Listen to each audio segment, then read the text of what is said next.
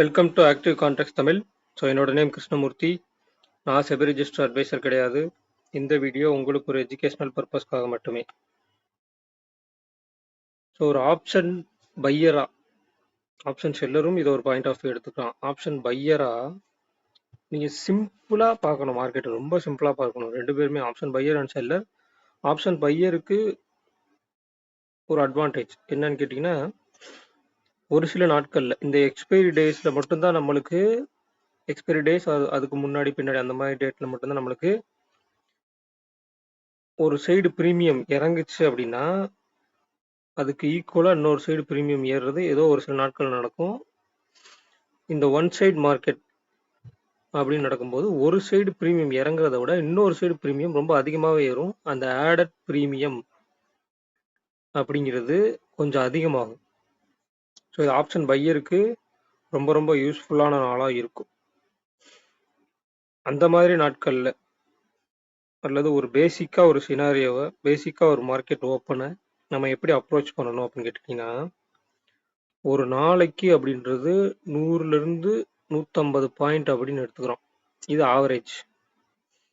அப்போ இன்னைக்கு மார்க்கெட் இந்த 770 நம்மளுக்கு ஓப்பன் ஆயிட்டாங்க. இந்த இடத்துல இப்போ 770 ஓப்பன் ஆயிட்டாங்கன்னா 100 பாயிண்ட் அப்படின்றது ஓப்பனுக்கு கீழே தான் நிற்கிறாங்க. அப்போ அவங்க எங்கே வரணும்? 670 வரணும். அப்போ 150 பாயிண்ட்னா அதுலேருந்து கழிச்சுங்க. அடுத்து ஒரு 50, 620 வரணும். இப்போ ஓப்பன் ஆனோடனே ஓப்பனுக்கு கீழேன்னு எடுத்துக்கிட்டாலே ஓப்பன் தான் நம்மளுக்கு, அதுதான் ஒரு தடை. அதுக்கு கீழேன்னு எடுத்துக்கிட்டா கீழே போகிறதெல்லாம் அப்படியே போகிறது தான். ஏன்னா அடுத்தடுத்த range yesterday close, previous close இந்த மாதிரிலாம் இருக்கு. அப்போ ஆப்ஷன் பையராக நீங்கள் என்ன பண்ணிக்கணும்னா, இந்த ஓப்பன்லேருந்து எப்படி டிஃப்ரென்ஷியேட் ஆகுறாங்க, அப்போ ஒரு நாளைக்கு உண்டான 100லேருந்து 150 புள்ளி எப்படி கவர் பண்ணுறாங்கன்றதை தெரிஞ்சுக்கிட்டாலே ஓரளவுக்கு நீங்கள் எங்கே பை பண்ணலாம் அப்படின்ற ஒரு அண்டர்ஸ்டாண்டிங் வந்துடும். இதில் நம்மளோட சினாரியோவை, நம்மளோட டேட்டாஸை எப்படி மேட்ச் பண்ணி பார்க்கறது அப்படின்றது தான். அப்போ பேசிக்காக நேற்றுக்கு நம்ம க்ளோசிங்கில் முடிக்கும்போது 764, 619 அப்படின்ற 2 லெவல்ஸ் எடுத்திருந்தோம். ஷார்ட் ரேஞ்சுடைய டாப் அண்ட் ஷார்ட் ரேஞ்சுடைய பாட்டம். அப்போ இன்னைக்கு ஓப்பன் ஆனதே இந்த 764க்கு மேலே அண்ட் ஓப்பனுக்கு கீழேன்னு ஆயிடுச்சு. அது இல்லாமல் நேற்றுக்கு நம்ம 750, அதாவது 23,750 தான் நம்ம சொல்லியிருந்தோம். மேலே 23,750, கீழே 23,600. நீங்கள் நேற்றுக்கு வீடியோ பார்த்தீங்கன்னா தெரிஞ்சிருக்கும். அப்போ ஓப்பன் ஆனதே நம்ம 750க்கு மேலே ஓப்பன் ஆகிட்டு 750 கீழே வந்துட்டாங்க அப்படின்னா, ஒன்று இங்கே வரணும், 23,600க்கு வரணும், இல்லை இதனுடைய மிட் பாயிண்ட்டுக்கு வரணும்னு ஆயிடுச்சு.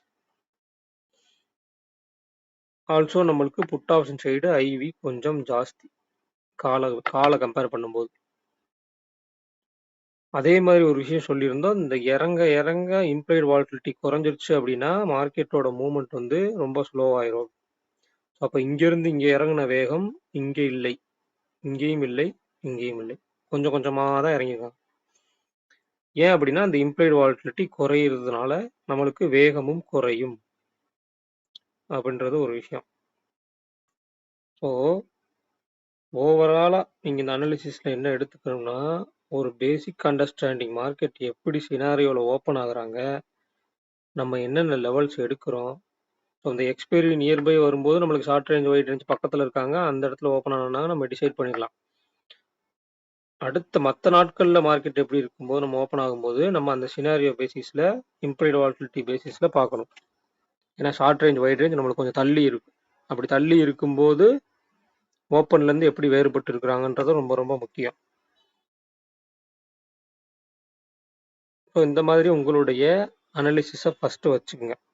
ஒரு 100 to 150 பாயிண்ட். ஸோ அந்த 150 பாயிண்ட்டுக்குள்ளே எப்படி வேறுபட்டு ஓப்பன் ஆகுறாங்க, அந்த ஓப்பன் ஆனதுக்கப்புறம் எங்கே வர்றதுக்கு சான்சஸ் இருக்குது, எங்கே வந்தால் அந்த 100 பாயிண்ட்டை கவர் பண்ணுவாங்க அப்படின்ற ஒரு டேட்டாஸ்லாம் நீங்கள் முன்னாடியே எடுத்து வச்சிடணும். முதல்ல ஒரு முன்னக்கூட்டியே நம்ம ஒரு டேட்டா எடுக்கணும். அப்போ ஹை அண்ட் லோ இப்படி இருக்குது, இந்த இடத்துல க்ளோஸ் ஆகிருக்காங்க, இந்த இடத்துல ஹை வச்சுருக்காங்க, இந்த இடத்துல க்ளோ வச்சுருக்காங்க, இந்த இடத்துல க்ளோஸ் வச்சுருக்காங்க.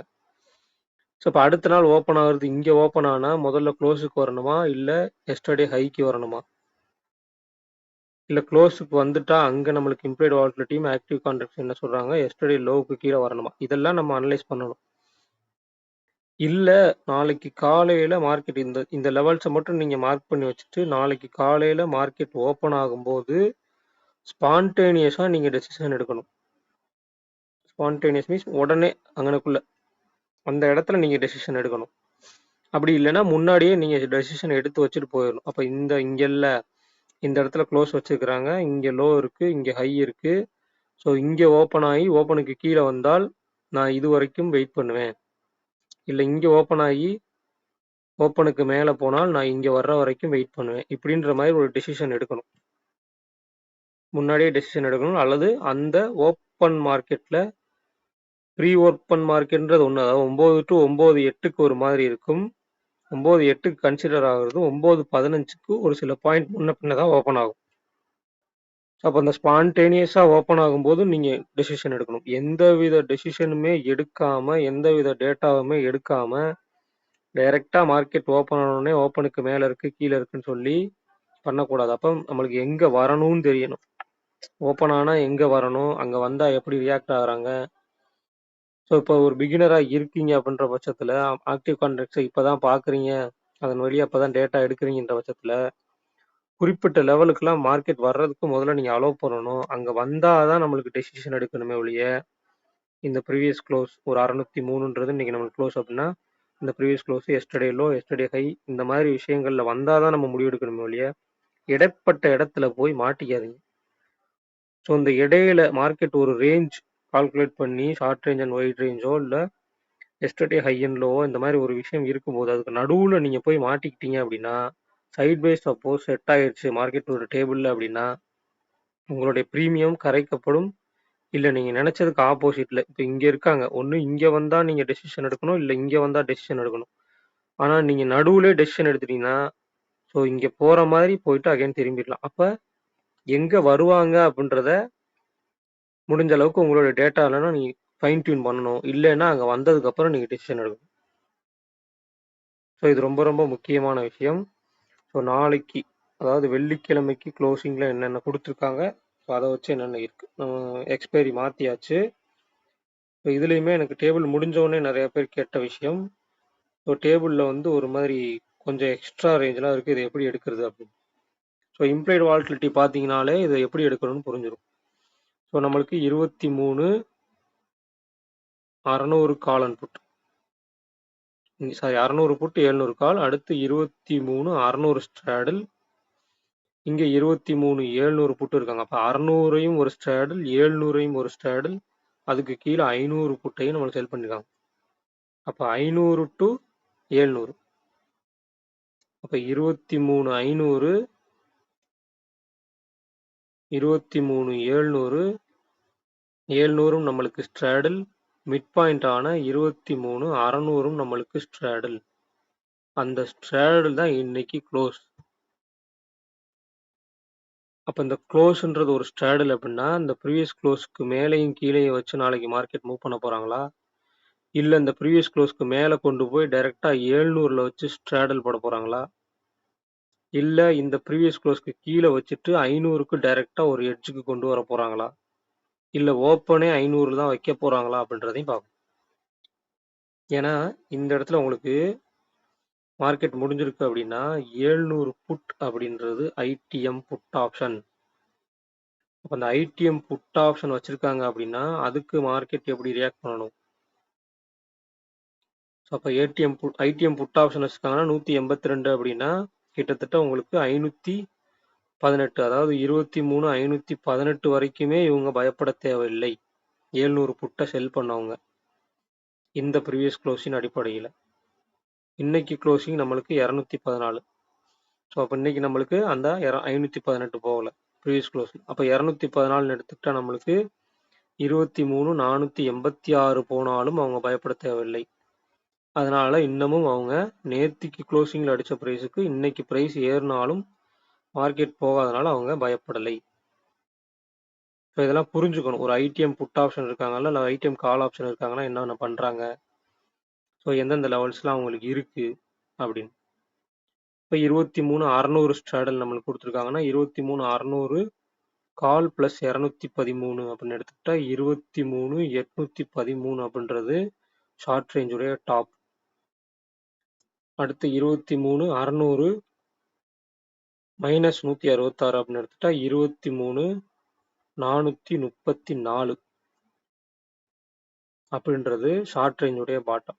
அப்போ இந்த 700 புட் ஆப்ஷனுடைய க்ளோஸும் நம்மளுக்கு 486, அப்போ 434 வந்துட்டா இதுக்கு இடைப்பட்ட தூரம், அதாவது 23,484க்கும் 434க்கும் இருக்கிற ஒரு 50 பாயிண்ட். சப்போஸ் அங்கே ஓப்பன் ஆனாலும் கூட எப்படி ரியாக்ட் பண்ணுறாங்கன்றது இம்ப்ளைட் வாலட்டிலிட்டியை பொறுத்து மார்க்கெட் சினாரியோ நம்மளுக்கு எல்லாத்துக்கும் கீழே இருக்கும். ஸோ அதுக்கேற்ற மாதிரி நம்ம டிசிஷனை மாற்றுற மாதிரி இருக்கும். ஒன்று ஸ்பான்டேனியஸாக டிசிஷன் எடுக்கணும், இல்லை முன்னக்கூட்டியே டெசிஷன் எடுத்து வச்சுட்டு அதுக்கு மாறாக ஓப்பன் ஆனாங்கன்னா நீ மார்க்கெட்டை விட்டு விலகி இருக்கும். இவ்வளோதான். அப்போ நீங்கள் ஒரு இடத்துல போய் பையோ செல்லோ பண்ணுறீங்க அப்படின்னா நீங்கள் பண்ணுறது ஸ்ட்ராட்டஜி கிடையாது.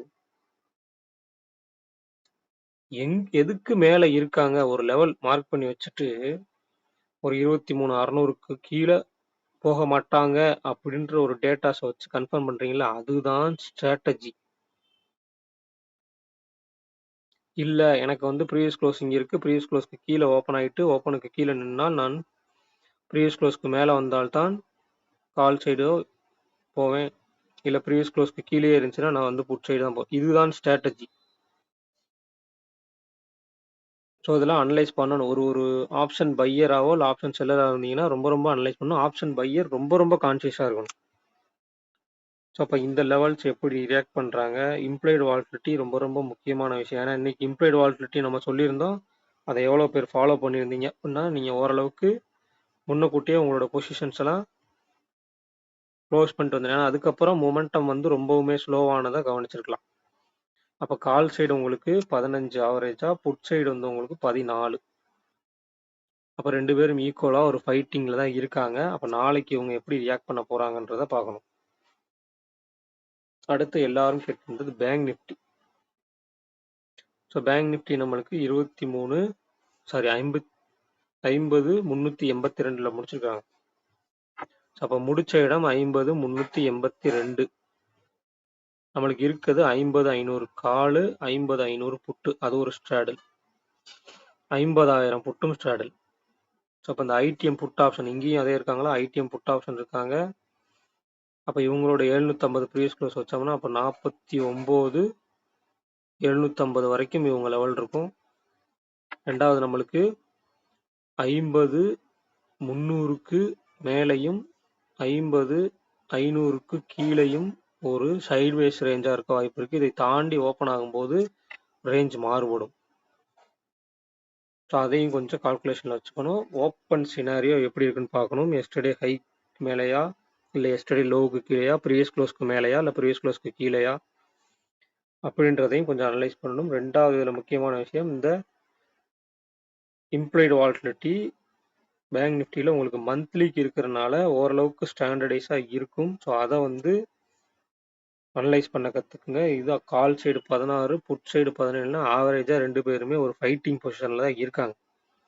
அந்த ஃபைட்டிங் பொசிஷன் நாளைக்கு இதே கண்டினியூ ஆச்சுன்னா ஒரு சைட்வேஸாக போகிறதுக்கும் வாய்ப்புகள் இருக்குது. ஏன்னா நம்மளுக்கு 50,000லேருந்து 50,500 வரைக்கும் ஒரு சைட்வேஸ் ரேஞ்சாக தான் இருக்க வாய்ப்பு இருக்குது. அதுக்கிடையில் நம்மளுக்கு 50,300ம் ஸ்ட்ராடல் போட்டிருக்கிறாங்க. அப்போ அந்த இடத்துல வந்தால் எப்படி ரியாக்ட் பண்ணுறாங்க, 50,300க்கும் 500க்கும் இடையில இருந்தால் எப்படி ரியாக்ட் பண்ணுறாங்க, 50,500க்கு மேலே போனால் என்ன ரியாக்ட் பண்ணுறாங்க, இந்த இம்ப்ளைடு வாலட்டிலிட்டி எப்படி சேஞ்ச் ஆகுது, இல்லை இந்த 50,300க்கு கீழே வந்தால் 50,300க்கும் 50,000த்துக்கும் இடையில எப்படி அவங்க ரியாக்ட் பண்ணுறாங்க, இம்ப்ளைடு வாலட்டிலிட்டி எப்படி ரியாக்ட் ஆகுது, ஆக்டிவ் கான்ட்ராஸ்டில் வேறு எதுவும் மாறுதல் இருக்கா அப்படின்றதெல்லாம் அனலைஸ் பண்ணி பார்க்கணும். ஸோ ஒவ்வொரு அனாலிசிஸுமே ரொம்ப முக்கியம். ஸோ இதெல்லாம் நான் வந்து உங்களுக்கு வீடியோ போடுறதுக்கு முன்னாடி நான் எழுதி வச்சிருவேன், எல்லா அனாலிசிஸ் எழுதி வச்சிருவேன். ஸோ அதே மாதிரி நீங்களுமே ஒவ்வொரு அனாலிசிஸுமே எழுதி வைங்க. ஸோ எழுதி வச்சிங்கன்னா தான் அது உங்களுக்கு அப்சர்வ் ஆகி நல்ல ஒரு என்ன சொல்கிறது உங்களுக்கு ஞாபகமாக இருக்கும். நீங்கள் ஒரு ஸ்க்ரீன்ஷாட் மட்டும் எடுத்து வச்சு எந்த பிரயோஜனமும் கிடையாது. ஏன்னா நீங்கள் ஒரு ஸ்க்ரீன்ஷாட் எடுக்கிறீங்கன்னா அதை எடுக்கும்போது இருந்த மைண்ட் செட் திருப்பி அந்த ஸ்க்ரீன்ஷாட்டை பார்க்கும்போது இருக்குமான்னு கேட்டால் கிடையாது. அப்ப எழுதுனீங்க அப்படின்னா தான் நீங்க என்ன அனலைஸ் பண்றீங்களோ அதை வார்த்தையா எழுதுனீங்க. ஒரு வேர்டா எழுதும்போது அதுக்கு இருக்கிற பவரே வேற. ஸோ அத ஒரு வார்த்தையா எழுதி வச்சீங்க அப்படின்னா தான், திருப்பி அந்த அனலிசிஸ நாளைக்கு காலையில நீங்க படிக்கும்போது, உங்களுக்கு அதுல உள்ள ஒரு விஷயம் புரியும். அதை சார்ந்து நீங்க ஒரு ரூல்ஸ் அண்ட் ரெகுலேஷன்ஸ் ஃபிக்ஸ் பண்ணி, ஒரு ரேஞ்ச் ஃபிக்ஸ் பண்ணி, இதுக்குள்ள வந்தா இப்படித்தான் இருக்கணுன்ற மாதிரி உங்களுக்கு ஒரு டெசிஷன் கிடைக்கும். ஸோ முடிஞ்ச அளவுக்கு எழுதி பழகுங்க. ஸோ இந்த வீடியோ பிடிச்சிருந்துச்சு அப்படின்னா லைக் பண்ணுங்க, ஷேர் பண்ணுங்க, சப்ஸ்கிரைப் பண்ணுங்க. சப்ஸ்கிரைப் பண்ணாம நிறைய பேர் பார்த்துட்டு இருக்கீங்க. சப்ஸ்கிரைப் பண்ணுங்க. மறக்காம உங்க கருத்துக்களை வந்து கமெண்ட் செக்ஷன்ல கமெண்ட் பண்ணுங்க. ஸோ நெக்ஸ்ட் மந்த்துக்கான கிளாஸஸ் வந்து இப்போவே நிறைய பேர் கேட்டுட்டு இருக்கீங்க. ஸோ லாஸ்ட் 2 வீக்ஸ்க்குள்ள நான் வந்து அதை வந்து அப்டேட் பண்ணுவேன். என்ன டேட்டு, என்ன செஷன் அப்படின்றத. இப்போதைக்கு நம்ம வந்து எல்லாத்துக்கும் ஒரு 1-on-1 செஷன் தான் எடுத்துட்டு இருக்கோம். ஏன்னா அதுதான் எனக்கும் கம்ஃபர்டபுளா இருக்கு. ஸோ அந்த 1-on-1 செஷனுக்கு தான் இப்போ எல்லாருமே நான் வந்து ஜாயின் பண்ணிட்டு இருக்கேன். ஸோ அடுத்த மாசம் அது எப்படி மாறுபடுது அப்படின்றத பார்த்துக்கலாம். ஸோ நன்றி, வணக்கம்.